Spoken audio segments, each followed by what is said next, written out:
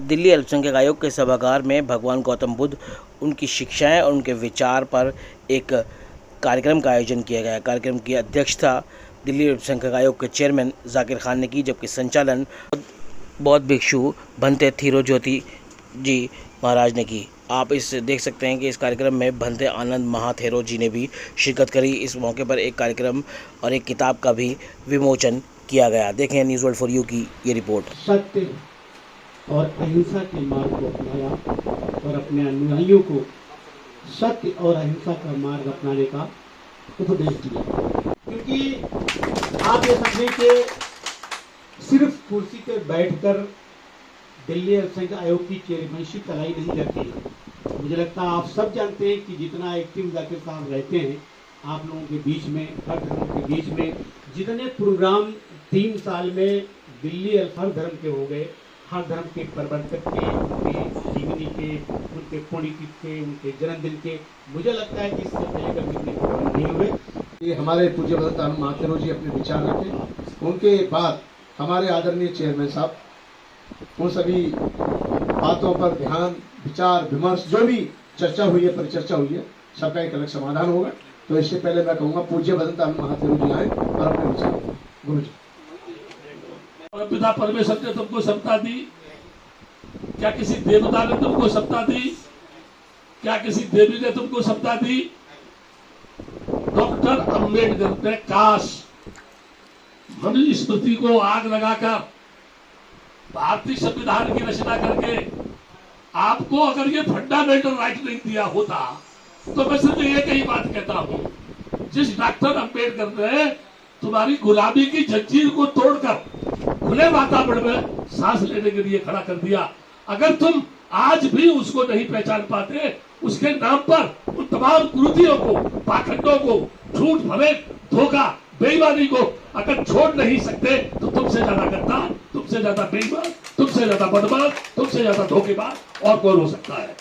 आप जब तक दूसरे धर्म को नहीं पहचानेंगे, दूसरे धर्म को नहीं सुनेंगे, तब तक आपके मन में विचार अच्छे आ ही नहीं सकते। सच्चा धर्म वही है जो दूसरे धर्म को सुने और जो उसमें अच्छी बात है उसको अपना ले और बुरी बातों को निकाले। यही तो हमारा धर्म है। अगर मेरा धर्म मुस्लिम है, वो कहता है, आप बुद्ध कहता है कि भी सच बोलना चाहिए, तो मेरा धर्म कहता है सच बोलना चाहिए। वो कहते हैं कि चोरी नहीं करनी चाहिए, हमारा धर्म भी कहता है चोरी नहीं करनी चाहिए। व्यभिचारण नहीं करना चाहिए, तो मेरा धर्म भी कहता है। मेरा धर्म कहता है कि हिंसा को त्यागो, बेवजह किसी को मत मारो, अहिंसावादी बनो। हम भी यही कह रहे हैं, महात्मा बुद्ध भी यही कह रहे हैं, महावीर जी भी यही कह रहे हैं, हजरत मोहम्मद साहब भी यही कह रहे हैं। जब सभी यही कह रहे हैं तो हमारे मन में मेल भाव, मेल मुटाव क्यों है? चेयरमैन सर, आज थॉट्स ऑफ लॉर्ड बुद्धा को लेकर कार्यक्रम यहाँ रखा गया था, क्या कहना चाहेंगे?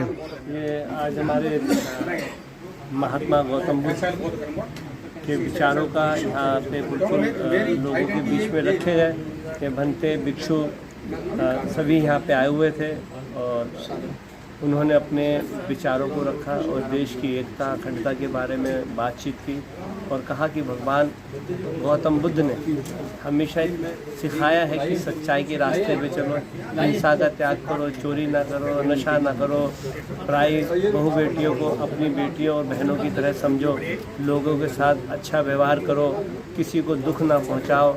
सभी धर्मों के लोग एकजुट कर यहाँ पर मिलजुल कर यहाँ पर रहते हैं। उसी तरीके से प्रेम के साथ इस हिंदुस्तान में रहना चाहिए। ये देश की आज़ादी में सभी धर्मों के लोगों का योगदान था।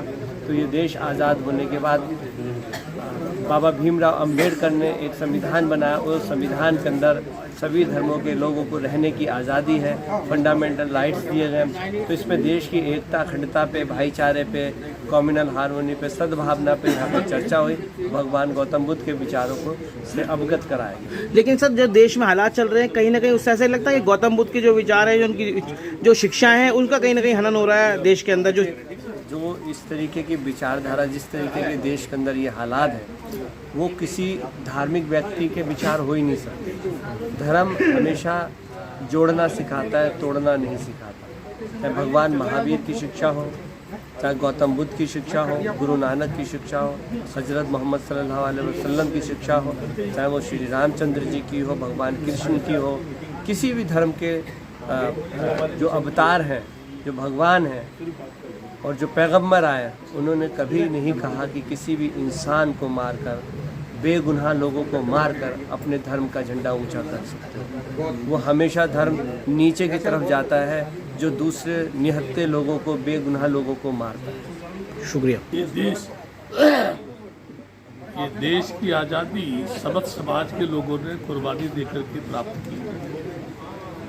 आज वक्त ऐसा है कि कोई भी एक व्यक्ति धर्म के नाम पर, मजहब या संप्रदाय के नाम पर इस देश में उन्माद फैला करके एक छत्र शासन पर बैठ करके अगर वो अपनी इच्छाओं को पूरा करना चाहे तो ये संभव नहीं है, क्योंकि सत्ता सबके लिए होती है, सबके दुख को दूर करने के लिए होती है, सबकी समस्याओं का समाधान करने के लिए होती है।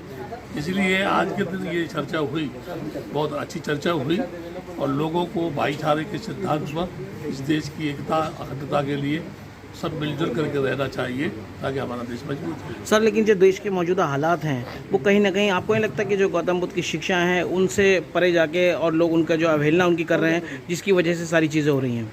देखो, दो शब्द है इसमें। एक तो ये कि एक तरफ अगर हमारा देश का प्राइम मिनिस्टर दुनिया में जाके ये कहता है कि मैं बुद्ध की धरती से आया हूँ, भारत ने दुनिया को बुद्ध दिया है, युद्ध नहीं दिया है, तो मैं ये कह सकता हूँ कि वो बुद्ध की प्रशंसा ही कर रहे हैं। लेकिन अगर उसके बाद देश में आकर के कुछ खिलवाड़ करते हैं तो ये उनकी दोगली नीति साबित होगी। और जिस किसी भी राजा की नीति दोगली होती है, जनहित में नहीं होती है, वो कितना भी ऊंचा जाए एक बार उसे जमीन पर आना पड़ता है, कभी वो उठ नहीं सकता। दिल्ली अल्पसंख्यक आयोग में आज जो बोर्ड एडवाइजरी कमेटी के मेंबर हैं उनका जो है एक कार्यक्रम, उनका एक कार्यक्रम रखा गया था। यहाँ पे कार्यक्रम में जो महात्मा बुद्ध की शिक्षाएं थी उनको विस्तार से चर्चा की गई।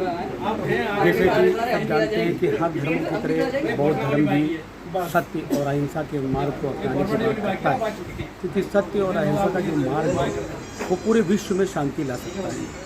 तो जो महात्मा बुद्ध की शिक्षाएं थी, उन शिक्षाओं की विस्तृत चर्चा की गई। और यहाँ पे बहुत सारे लोग आए हुए थे, बौद्ध के भिक्षु आए थे, भंते आए हुए थे, उन्होंने बौद्ध धर्म की शिक्षाओं का बखान किया। और साथ साथ जो दिल्ली सरकार जो अल्पसंख्यकों के लिए जो अपनी योजनाएं निकालता है, तो दिल्ली सरकार का जो अल्पसंख्यक आयोग है इसके माध्यम से ये घर घर तक जो पहुंचाने का काम दिल्ली अल्पसंख्यक आयोग किया करता है। तो उसमें भी जो बौद्ध धर्म के जो योजनाएं हैं उनके ऊपर विस्तार से चर्चा की गई कि किस तरीके से आप दिल्ली सरकार द्वारा जो अल्पसंख्यकों के लिए जो योजनाएं चलाई जा रही हैं उनका फ़ायदा किस तरीके से उठा सकते हैं और ज़्यादा से ज़्यादा लोगों को जोड़ें, ज़्यादा से ज़्यादा लोगों को दिल्ली सरकार की योजनाओं का फ़ायदा उठाने के लिए प्रेरित करें। देखिए, भगवान बुद्ध के उपदेश तो आज से जो भगवान बुद्ध के उपदेश हैं वो तो आज से 2600 वर्ष पहले भी प्रासंगिक थे और आज भी हैं। और संसार के व्यक्ति को, किसी को भी मन की शांति पाने के लिए और सुखी जीवन जीने के लिए बुद्ध की शिक्षा पर चलना ही पड़ेगा और उसको अमल में लाना है। तो क्या लगता है, जैसे आज दिल्ली माइनॉरिटी कमीशन ने एक प्रोग्राम रखा है और सभी धर्मों को लेकर लोग कार्यक्रम करते रहते हैं, क्या कहना चाहेंगे? सही कदम है इनका, बहुत अच्छी पहल है और सही दिशा में कदम उठाया गया है। इसमें हमारे आदरणीय जो मोहम्मद जाकिर खान साहब हैं, चेयरमैन दिल्ली माइनॉरिटी कमीशन, उनके द्वारा ही ये अच्छा प्रयास है। और इनका मानना है, मतलब अल्पसंख्यक आयोग का मानना है कि सभी समुदायों को एक होकर के एक अच्छे कार्य करने चाहिए, समाज में अच्छा संदेश देने के लिए।